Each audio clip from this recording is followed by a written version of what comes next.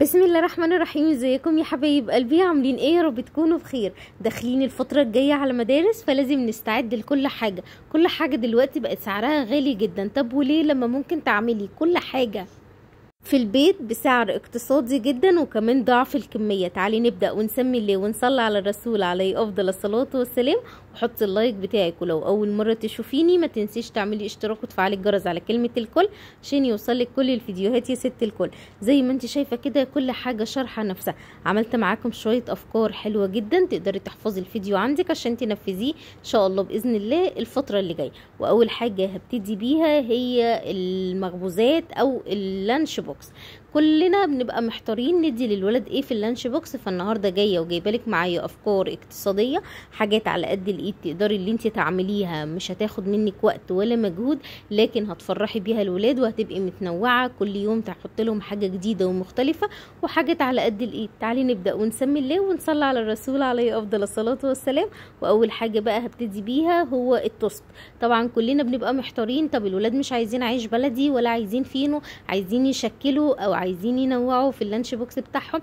التوست اللي انا هعمله لك النهارده هعمله لك بطريقه اقتصاديه والطعم بيكون حلو جدا والنتيجه مظبوطه 100%. انا هستخدم 4 كوبايات من الدقيق، معلقه كبيره من الخميره، معلقتين كبار من السكر، رشة ملح كده بسيطة، معايا بضاية نقدر نستغنى عنها مفيش مشاكل خالص، معلقة كبيرة من الخل الأبيض، وهنزل بكوباية من الحليب. طبعا انا هنا عاملاه بقيمه غذائيه عاليه جدا، اللي انا حاطه بيض وحاطه كمان حليب، فتقدري اللي انت تشيلي البيض وتشيلي الحليب وتستخدمي ميه مفيش مشاكل. كمان حاطه زبده، نقدر نستبدل الزبده ب5 معالق من الزيت. عجنتهم مع بعض كويس جدا، وبعد كده بدات بقى اللي انا انزل بيه 3 مكعبات من الزبده وهديها عجنه بالشكل ده. مش عندنا عجان هنعجن بايدينا مفيش مشاكل خالص، الموضوع سهل او بسيط. ولما تحطي الزيت او الزبده هتلاقيها بدات تفتل معاكي كده العجينه، ولا تخافي ولا تقلقي، اعجني فيها وتديكي نتيجه مظبوطه. هحضر بقى معايا هنا القالب، والقالب اللي انا مستخدماه ده القالب الوسط. طبعا دي اللي انا هستخدمه في الوصفات بتاعتي لازم يكون مكتوب عليه متعدد الاستخدامات، علشان خاطر تقدري اللي انت تشكلي بيه حاجات كتيره قوي. ما ينفعش تجيبي دقيق كده اي مصدر وخلاص، لا اتاكدي من الكلمه اللي مكتوبه عليه. بعد كده بقى هفردها بالشكل دوت وابدا اللي انا اقفلها بالطريقه ديت كده. وطبعا هكون دهنه القالب بتاعي دهنه حلوه كده من الزيت او الزبده المتوفر عندنا. هسيبها بقى واغطيها لحد ما تخمر بالشكل دوت كده. سبتها تقريبا كده لمده ساعه الا ربع، وبعد كده هدخلها الفرن على درجه حراره 180 على الرف الوسطاني. عايزه اقولك اول ما تخرج من الفرن حطي عليها كيس بلاستيك وغطيها شويه وهتدوقي وتاكلي احلى توست، طعمه حلو جدا. وتقدري كمان اللي انت تقطعيه بالطريقه ديت وتحتفظي بيه في الفريزر وتطلعيه قبل ما تعملي للولاد السندوتشات كده بحوالي ساعه. لو عندك ميكرويف هتحطيه قبليها مثلا ب5 دقايق كده، تطلعيه من قبليها ب5 دقايق وهيبقى معاكي خطير. طيب عملنا دلوقتي التوست، تعالي بقى ندخل على البسطرمه. والبسطرمه بتاعتنا النهارده هنعمل كميه زي ما انت شايفه كده بربع كيلو بس من اللحمه المفرومه. بجد يا هبه الكميه دي كلها من ربع كيلو لحمه مفرومه، ايوه ربع كيلو هيكفيك الشهر كله.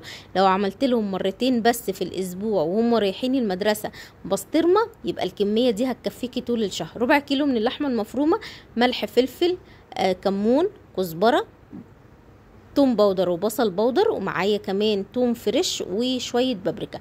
معايا حلبه، والحلبه حصى معايا فرمتها واخدت منها معلقتين.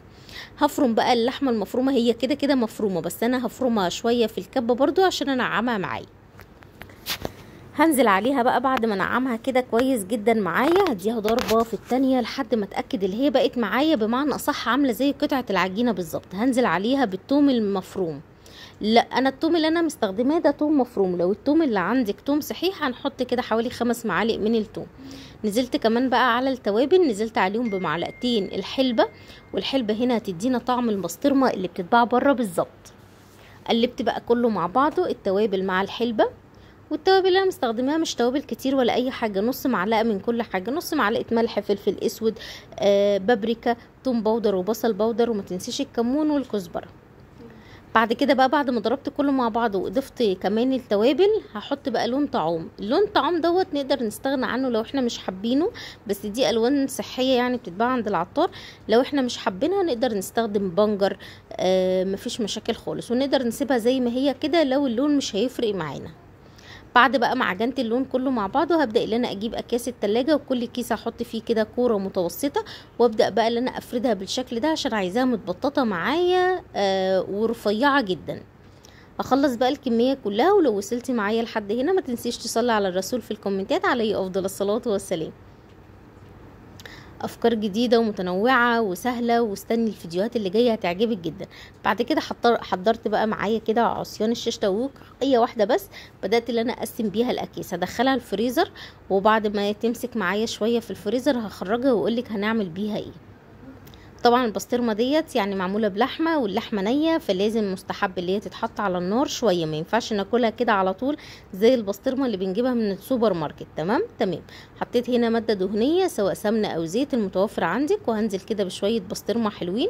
هبدا ان انا اشوحهم الاول على النار واسويهم، هتستوي بسرعه جدا لان هي رقيقه قوي. بعد كده بقى اول ما اشوحها شويه كده هنزل بقى بالبيض، واقلب البيض مع البسطرمه بالطريقه دي. وبكده عملنا من ربع كيلو لحمه عملنا بسطرمه تكفينا طول الشهر ايام المدرسه.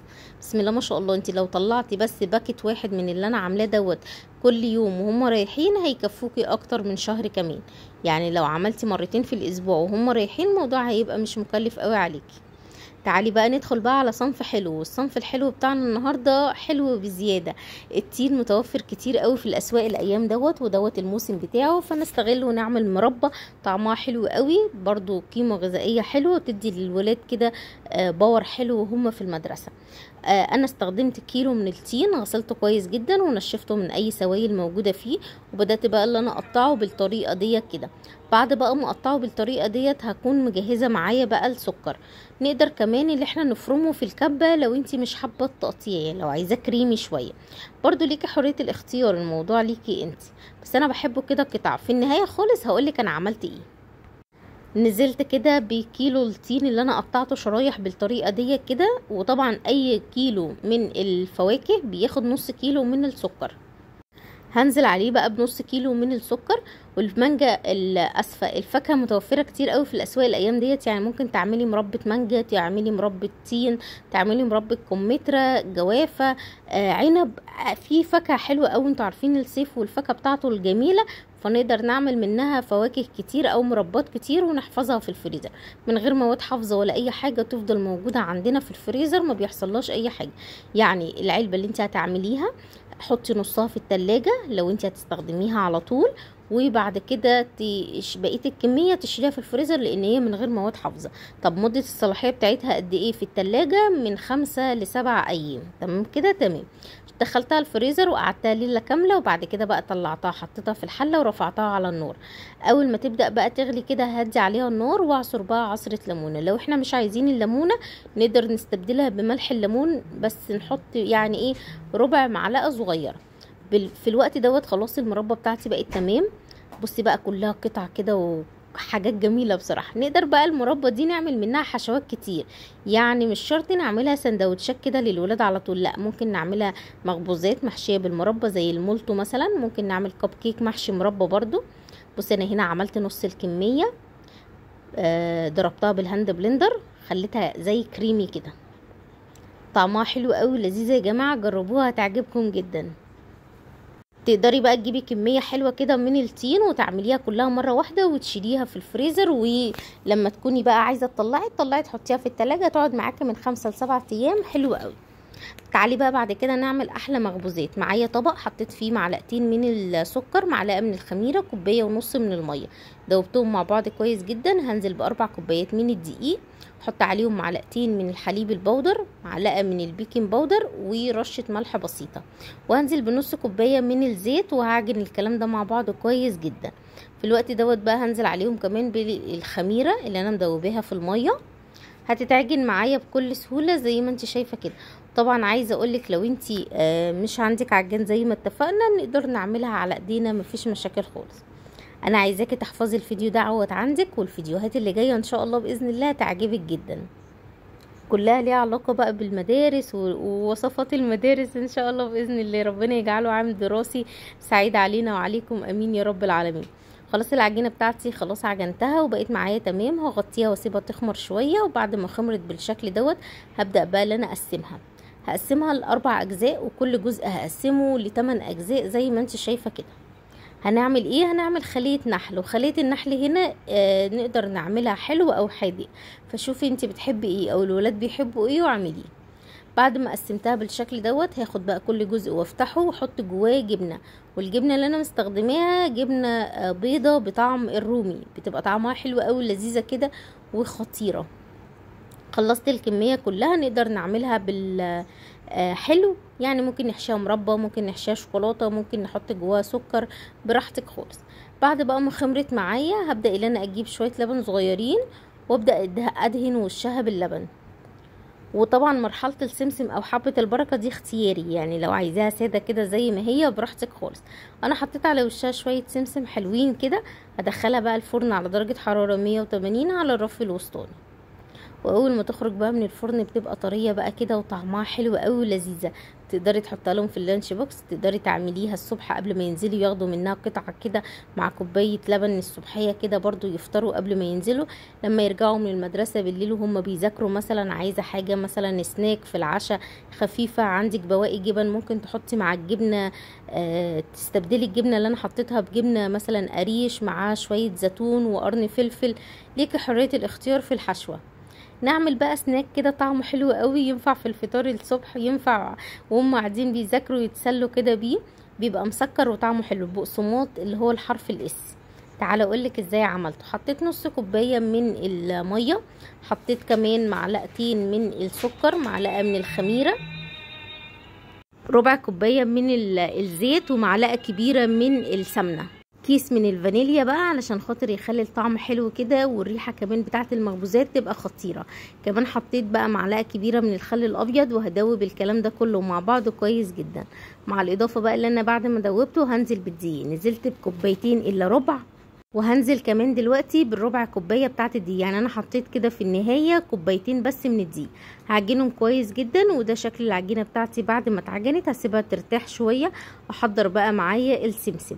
السمسم هنا هستخدم كده حوالي نص كوبايه من السمسم، هحط عليها معلقتين كبار من السكر، وهحط كمان حوالي معلقتين كبار من الزيت. نقدر نستبدل الزيت بالميه، انا عايزه حاجه بس كده تبقى ايه تمسك معايا السكر والسمسم، وهقلبهم مع بعض كويس جدا. هحضر بقى المخبوزات العجينه بتاعتي. هبدا بقى اللي انا ارولها بالشكل ده. تقدري تخليها بقسماط عادي مفيش مشاكل، تقدري تخليها حرف الاس، تقدري تخليها حرف الاو، يعني بصي التشكيل ده بتاعك انتي بقى. بس البقسماط دوت اول يعني المخبوزات دي بتبقى مسكره كده وطعمها حلو قوي ولذيذه. هخلص بقى الكميه كلها بنفس الطريقه زي ما قلت لك. تقدري تخليها بقسماط كده عادي مفيش مشاكل. بعد كده ادخلها بقى الفرن على درجة حرارة 170، وبعد كده هدي النار اول 10 دقايق، وبعد كده هدي النار بقى ل150، وهتقعد كمان حوالي 6-7 دقايق كمان. بس هتبقى في النهاية حاجة خطيرة كده وطعمها حلو، وانتي بتقطمي هتلاقي البقسماط معاكي مسكر وطعمه لذيذ قوي. البقسماط ده بيتباع بسعر غالي جدا. استنوا بقى الفيديو اللي جاي عشان فيه وصفات حلوة قوي هتعجبكم.